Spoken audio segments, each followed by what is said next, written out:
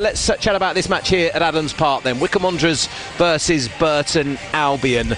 It's probably still a bit too early, Sam, but what's the verdict so far on Mike Dodds? It's one win, it's one defeat, and admittedly that was to Birmingham. Well, probably won't take the cup game into account because they're playing against a higher opposition, and 2 draws. Probably still too early, but what have you made of it so far under the new boss?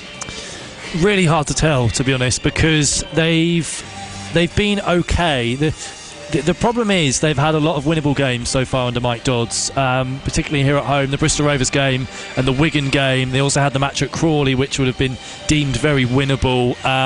And although he didn't lose to any of those sides, he only picked up 1 win, as you say. So that was a bit disappointing. And then obviously the defeat to Birmingham, well, you know, players sent off, and Birmingham are a very good side, and they've not lost at home all season in League One, so it was always going to be really tricky. So, yeah, really difficult to say so far. The one thing that I think I've noticed about Mike Dawes is that he's still learning about the players. The squad at Wycombe since the January window is so huge. He's still learning who his best players are, who works with who, what system works best, because they played with a back 5 in the second half at Birmingham. It looks really good with 10 men. So I think he's still trying to work out his best system, his best lineup, the best relationships between different players, and until he knows all of that, and to be honest, I'm not sure he will this season. The squad's so big. It's really hard to say, because, as I say, with every game there are several changes. 4 for tonight, there were several for Saturday. He's still trying to work out his best team, I think.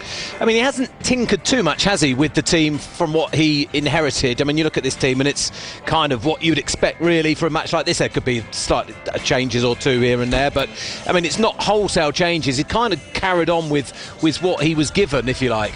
Yeah, he has. And another thing which is probably worth mentioning is that he hasn't been able to call upon Richard Kone yet, because he's been injured since Mike Dodds took over, so that's probably a big factor as well. You know, in some of those home games and some of those games near against the sides near the bottom where they failed to win, they were without Richard Kone, Wycombe, which was massive and a huge loss. So yeah, it's difficult to tell, and until we see some of those players back. I think we're expecting Kieran Sadlier back in the next couple of weeks as well. He was huge in the first month or so of the season. Once those players are brought back, and once he learns more about the players that he already has at his disposal, we see Vestergaard and Lowry on the bench, 2 more January signings tonight who've sort of been bit part players in the last few weeks. Until we see more from those guys, it's hard to kind of judge him, because he's trying to bed those in while also continuing the sort of continuity that was left over from Bloomfield and then Sam Grace. How much of a difference can Richard Kone make, given his first start tonight following injuries? Had 2 substitute appearances. Danudo's done okay, but I mean, Richard Kone is the leading goal scorer in the division. Can he make that much of a difference and be a difference to, say, winning a game or drawing a game? Yeah, I think he can. He creates his own chances as well as being able to finish chances. The work he puts in up front, his hold-up play has improved immensely this season. His link-up play too, gets in behind, holds up the play. He's almost a classic old-school number 9. He's a proper out-and-out centre-forward in the way that he holds the ball up and gets in behind and ruffles the feathers of defenders.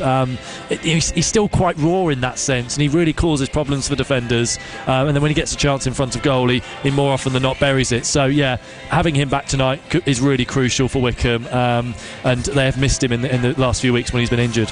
I do like going back on old league tables to see how many points you normally need to get automatic promotion, well, certainly the second spot anyway, because I think everyone knows that Birmingham are going to be top spot. I've worked out it's around about mid-80s gets you second place in League One, which would mean that with 13 fixtures left, Wycombe probably needs 7 or 8 wins. Is that doable?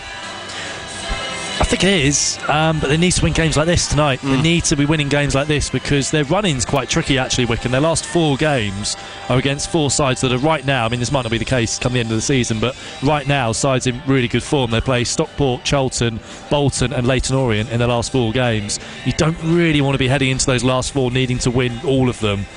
You want to continue to have this slight distance over Wrexham if you can, heading into those final fixtures. And obviously the home game against Wrexham here in a week and a half's time is going to be huge, but equally you need to win games like this tonight, and I get that Burton Albion are in good form. They can't be undermined. They're fighting for their lives at the bottom, towards the bottom of League One, and they've picked up form massively under Gary Bowyer with just one defeat from the last 10. They are in good form, Burton Albion, but you still have to be winning games like this. You know, they're down there for a reason. I mean, looking through their squad, it's a young team, you know, full of players that are still developing. There's a couple of full debuts in there tonight for them as well, actually. They've made 2 changes. Julian Larson and Anthony Ford are making their full debuts for Burton Albion. So, interestingly, Ford actually was just released by Wrexham, so he'll have an extra incentive tonight, I'm sure, for Burton Albion. So, yeah, they're a young team, and we saw that earlier in the season when Wycombe won 3-2. They're playing some good football, Burton Albion. They're a little bit naive as a team. So, yeah, these are the kind of games you've got to be attacking and trying to get 3 points from. I'm frustrated around the goal. It's a really, really poor goal from our perspective. But look, it is what it is. We've got to move forward. You know, we've got to win on Tuesday, which we'll be doing everything we can to possibly do, and then win again on Saturday, and everyone will be smiling again.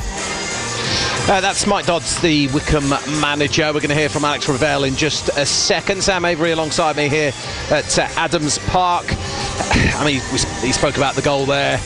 At any level, that's a soft goal, Sam. I mean, I was listening to your commentary and agreed the goalkeeper, when I saw it back, should have done better. But the manner of that long ball over the top and how he's managed to get round the back, it's soft at, 4 or 5 tiers below that one, isn't it? Yeah, it is. I didn't quite realise how soft it was in real time. Then when you watch it replay, it's really poor how they've just allowed Gardner-Hickman to ghost him round the back, and it is Pattendon at fault. And I think that's one of the reasons why he's been dropped from the 11 tonight. And I like Pattendon. I think he's done well this season, but he was at fault for the goal. And Wycombe looks better and more solid when Grimmer came on for the last half an hour on Saturday. It was just a bit naive that sort of defensive work from Pattendon. He switched off and allowed him to get goal side. Norris should do better because it's only slightly to his right, and he gets more than a hand to it, Norris, and it still goes in, so it's a goalkeeping error as well. Catalogue of errors, really, and that's the frustration, because teams like Birmingham can wear you down, and they've scored, as I said there to Mike Dodds, they've scored some great goals this season, and if they pop it round your whole team and play sort of 5-1-2s and around the penalty area,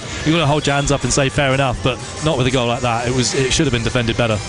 And you made a good point about the sending off of Simons, and it was a harsh one, but it was a silly one in my opinion. However, it's the games he's going to miss now, which is key for me, and it includes the massive Wrexham clash. Yeah, that's the first thing I thought when he got sent off. I wasn't annoyed at the red card in terms of the context of the Birmingham game.